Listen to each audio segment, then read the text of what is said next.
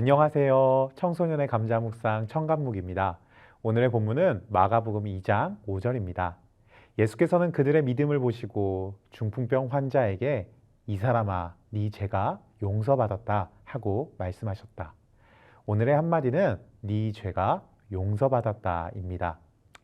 교회를 다니며 가장 많이 들은 성경의 이야기는 누가 뭐래도 예수님의 이야기입니다. 그분은 하나님의 아들이지만 인간의 몸으로 이 땅에 내려와서 사람들에게 조롱을 당하고 십자가에 못 박혀 죽으시고 다시 3일 만에 살아나셔서 하나님의 나라에 올라가셨죠. 이 일이 일어난 건 모두 나 때문이라고 성경은 이야기합니다.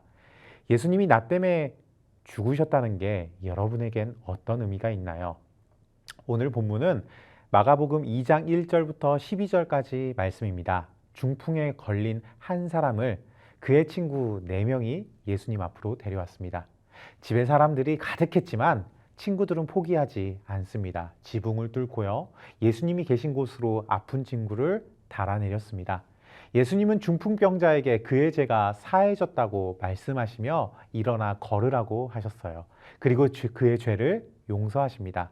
내 친구를 보며 우리는 우애가 정말 깊다라는 생각이 듭니다. 하지만 그것보다 중요한 건 예수님이 병만 치료해 준 게 아니라 그의 죄, 영혼까지도 치료해 주셨다는 거죠. 우리가 중요하게 생각하는 건 무엇인가요?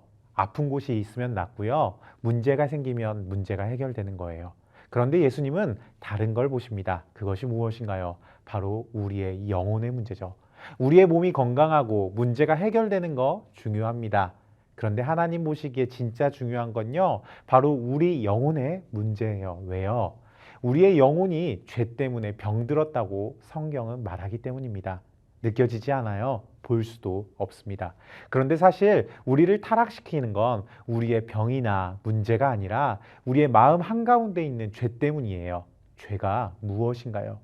죄는 하나님과 우리를 사이를 갈라놓는 그런 거예요. 하나님을 믿지 못하게 만들고요. 하나님의 말씀을 듣지 못하게 해요.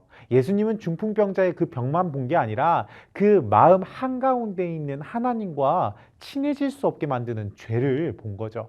중풍병자의 죄를 사해 주신 예수님이 바로 내 마음에 있는 죄를 용서해 주십니다.